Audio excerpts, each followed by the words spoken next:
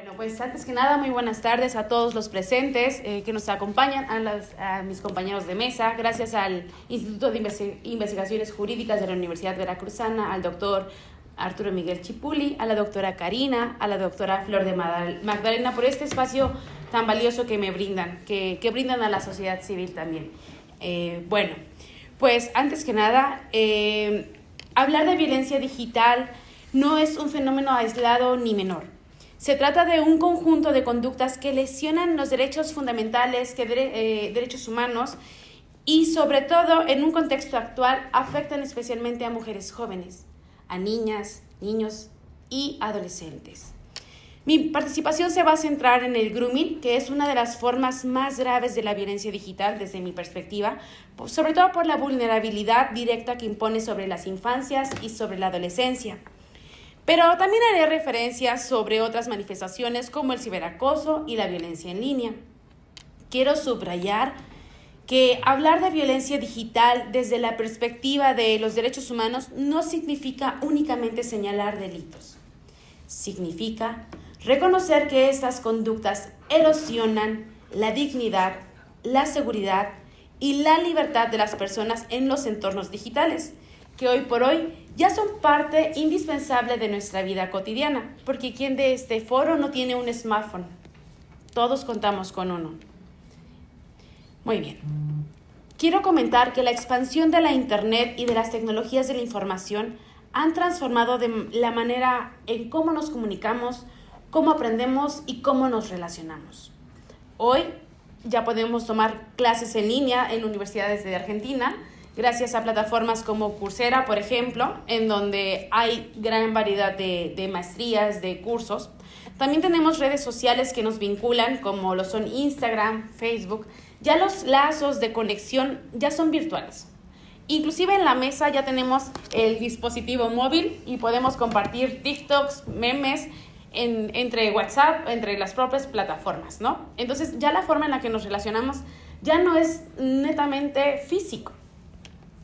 Y bueno, a razón de esto, en el desarrollo de esta convivencia ya con la tecnología, pues empezaron a gestarse vacíos legales, que obviamente no estaban escritos en el Código Penal, porque ya me imagino en las bases que sentaron el Código Penal mexicano en 1871, y bueno, el definitivo que se publicó en 1931, que iban a estar pensando en entornos digitales. Ellos estaban pensando en regular el contexto físico, los delitos que acontecían en el día a día. Entonces, cuando nos empezamos a relacionar ya a través de redes sociales, ya a través de esta virtualidad, pues empezaron a surgir conductas que no es que no se dieran antes en un entorno físico, pero ahora se potencian gracias a las tecnologías, o el alcance que tiene puede ser muchísimo mayor y sobre todo puede destruir la integridad de las personas en cuestión de segundos.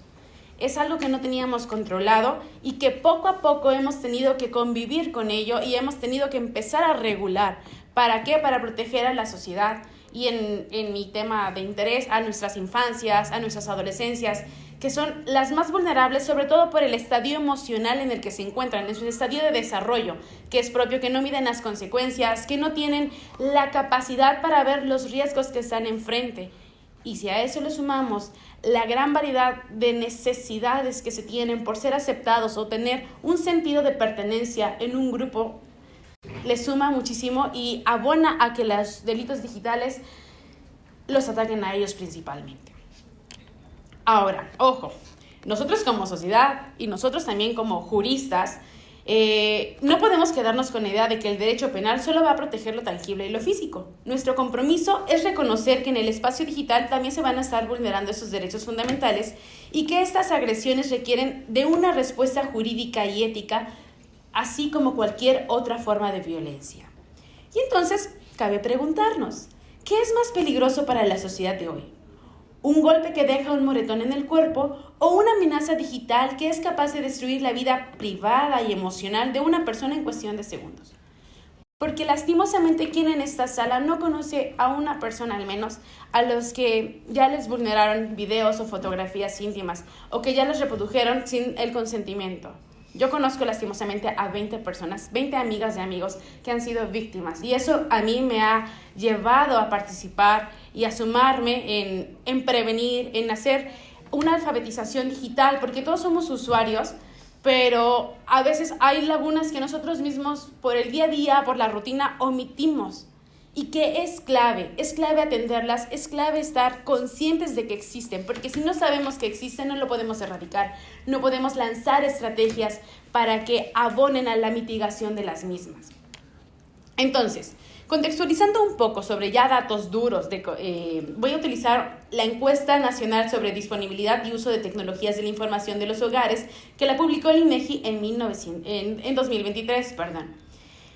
¿Para qué nos ayudan las estadísticas? Y no quiero abordar tantos de estadísticas porque nos perderíamos y sería entrar en un mar que no terminaríamos esta mesa breve, eso es seguro. Pero bueno, las datos estadísticas nos dan una radiografía, y en este caso nos va a dar una radiografía tecnológica de nuestra sociedad mexicana.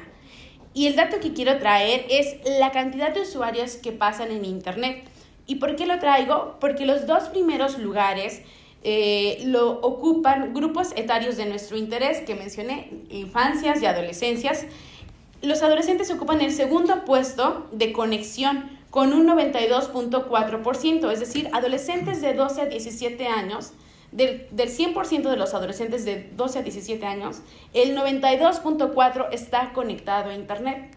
Y están conectados también en datos de esta misma encuesta, no en horario escolar, sino en horarios ya de ocio o en ratos libres que encuentren, así lo maneja. Entonces es preocupante porque al final, cuando ya no están en la escuela, en algunas ocasiones los padres tampoco ya están en la casa por la misma dinámica social que llevamos.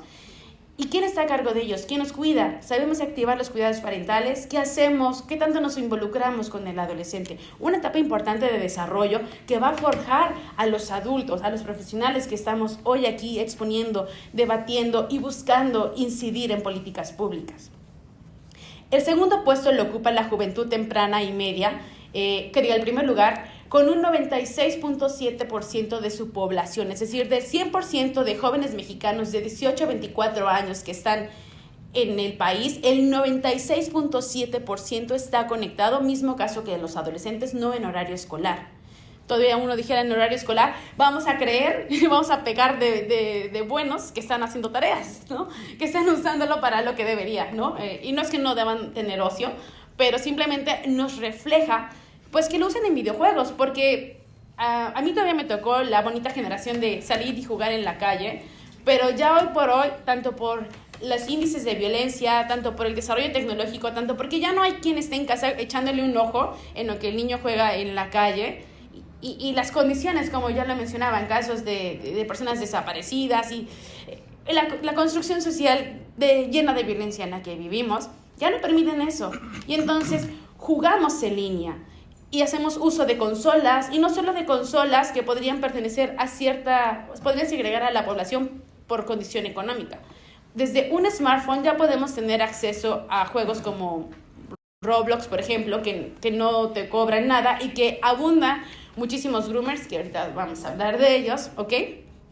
Pero bueno, ¿a dónde quiero llegar? ¿A qué parte quiero llegar? Con esos datos nos podemos ver la claridad que quienes están más conectados pues son jóvenes, son adolescentes y son precisamente quienes tienen mayor exposición a estos riesgos digitales. Y si sumamos lo que mencioné anteriormente, de que aún no tienen forjado muy bien su criterio para medir el riesgo, están siendo muy vulnerables. Son realmente una población vulnerable por su propia condición, y nosotros debemos cuidarlos, debemos protegerlos, y como abogados necesitamos buscar una ley, algo que le cobije y le dé un soporte para que no quede impune estos delitos. Y aquí es donde quiero detenerme, porque si la juventud es la que está más presente en Internet y también es la más vulnerable, como ya dije, pues son muy expuestos al grooming, que es a lo que quiero hablar, y voy a pasar a continuación. Rápidamente quiero decirles qué es el grooming, cómo se da y por qué es importante regularlo.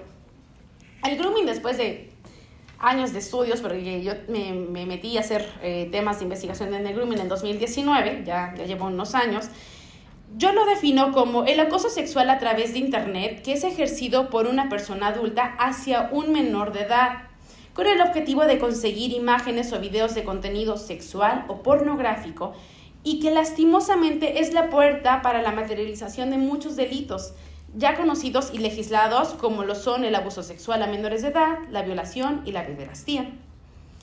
¿Por qué lo expongo así? Porque en muchas ocasiones los groomers, que son las personas que ejercen el delito, o que son los perpetradores de este delito, buscan llegar a establecer este contacto físico. Y aquí le voy a explicar un poquito más en el cómo se da. Primero se da la generación de confianza. El agresor se hace pasar por un par o alguien cercano.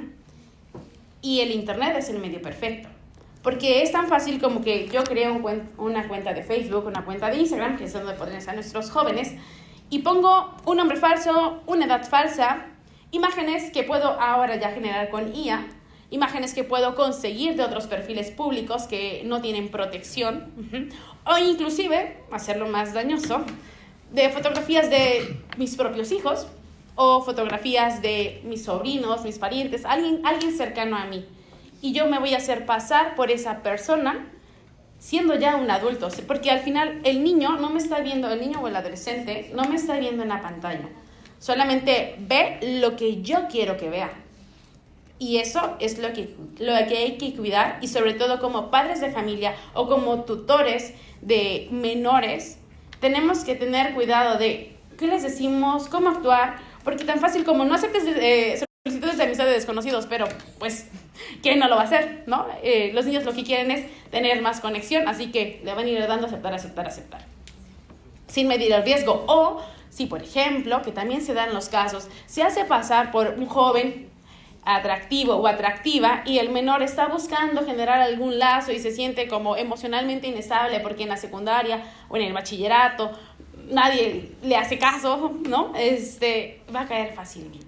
Entonces es lo que tenemos que cuidar. Ahora, por alguien cercano. Eso también, aquí voy a hacer un paréntesis. Cómo yo me metí al tema del grooming, en la asociación civil que dirijo desde 2016, se me acercó un amigo y aliado que se dedica a ser youtuber de un videojuego.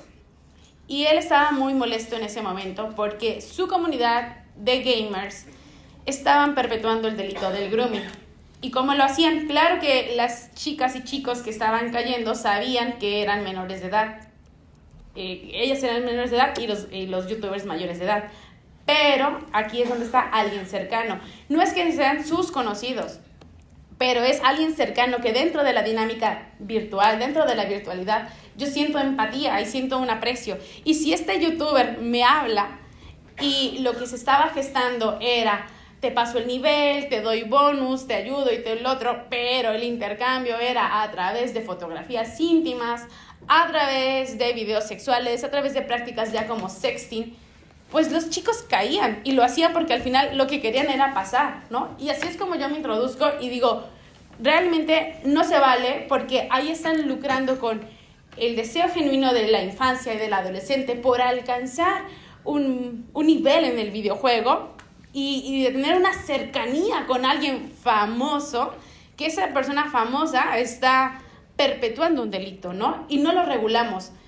Y yo me acerqué a esa comunidad, inclusive fuimos a la fiscalía, hicimos un montón de momentos y de trámites, llegamos al C5, o sea, hablamos con el director de la Policía Científica Cibernética, ¿no? Y cada caso tiene su particularidad, pero también hay casos en España, porque pues fui buscando la bibliografía de youtubers, o sea, este caso aislado y cercano en el que yo tuve el contacto para meterme en lo que es el grooming, no es aislado.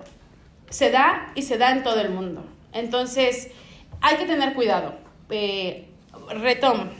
Otra de las prácticas de cómo se da, o el siguiente paso sería el aislamiento, en donde, pues ya, como les puse, se buscan conversaciones privadas que van a alejar a las víctimas de sus redes de apoyo.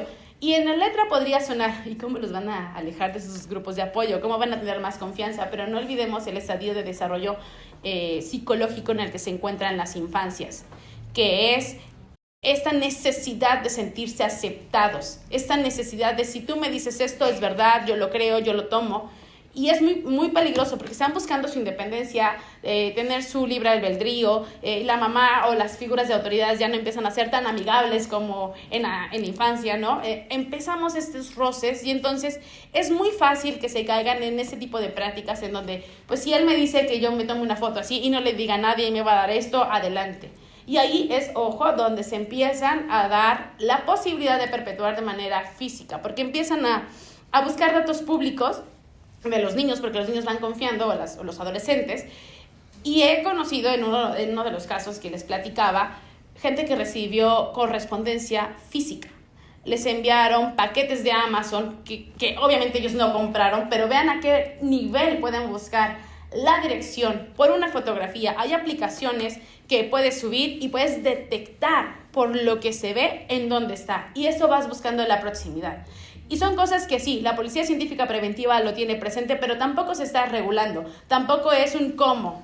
Tampoco en la reforma de la ley a las telecomunicaciones se está mencionando cómo regular eso. Y yo entiendo la verticalidad del Internet, que no podemos volverlo horizontal, pero hay muchísimos riesgos y estamos cediendo muchísimo de nuestra seguridad. En la mesa anterior mencionaban que las personas preferían tener más seguridad a ceder su privacidad, y es un dato certero. Entonces, el grooming existe y es muy peligroso porque no nos vamos dando cuenta y se va enrolando, ¿ok?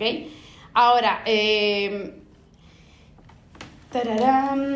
pasa en el plano legal? El grooming no se queda en un simple comportamiento dañino en las redes sociales. Si eso fuera, pues podríamos empezar a ver prácticas sociales de cómo erradicarlo.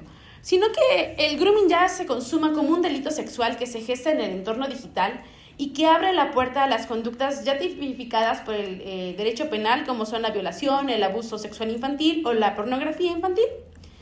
En México no es un tema nuevo, ni en el mundo. Y justamente la discusión sobre la tipificación del grooming ya fue puesta en la Cámara de Diputados en 2014. Fue reconocida su necesidad expresa de incorporarlo al Código Penal gracias a asociaciones civiles como Save the Children, que hacen un gran trabajo alrededor del mundo y principalmente en México, que nos traen la voz para incidir en ese tema. Y bueno, los penalistas no me van a dejar mentir que si no está escrito en el código, pues no es delito. Y el grooming en el Código Penal no está escrito. ¿Qué sí encontramos en el Código Civil, en el Código Penal? Y ¿cómo es que se ha podido medio defender estos casos en México? Pues ciberacoso sexual a menores o acoso cibernético infantil. Y bueno, después de lo que ya les expuse, realmente decir que el grooming se delimita a un acoso sexual, realmente no, porque engloba muchísimo más que el acoso. El acoso es que está ahí incidente, o que intenta de subir el tema, las pláticas, ¿no? Ahí me está molestando, lo ignoro y ya. Pero no, ahí se quedaría el acoso. El grooming va más allá porque sí se abre esta puerta de hacer un daño emocional, físico, o de que se consuma en algo, en una violación, en un abuso sexual infantil, ¿no? Entonces, desde mi perspectiva, reducir el grooming a un acoso cibernético pues es minimizar su verdadera naturaleza. El grooming no es solo una estrategia delictiva con fines sexuales que vulnera la raíz de los derechos humanos, sino que vulnera la raíz de los derechos humanos fundamentales, como el derecho a la intimidad y a la privacidad, el derecho a la dignidad y a la integridad de las personas, el derecho de niñas, niños y adolescentes a una vida libre de violencia y de explotación sexual. Por ello, la ausencia de una tipificación federal clara significa que el Estado mexicano no está garantizando plenamente el interés superior de la niñez, principio rector en materia de los derechos humanos. Y creo expresamente que incluir explícitamente el grooming en el Código Federal no es mero tecnicismo jurídico. Es un acto de coherencia con las obligaciones internacionales que tiene México, con la Convención sobre los Derechos del Niño y con el Marco Interamericano de Protección a la Infancia. Para cerrar, me gustaría decir que mientras se le siga llamando solo acoso sexual infantil o ciberacoso, estaremos ocultando verdaderamente la gravedad del delito y debilitando la protección a las víctimas. Reconocerlo como grooming con su especificidad y sus consecuencias es el primer paso para construir un marco legal homogéneo, sólido y verdaderamente garantista de los derechos humanos de nuestras infancias y de nuestras adolescencias. Es cuanto. Muchas gracias.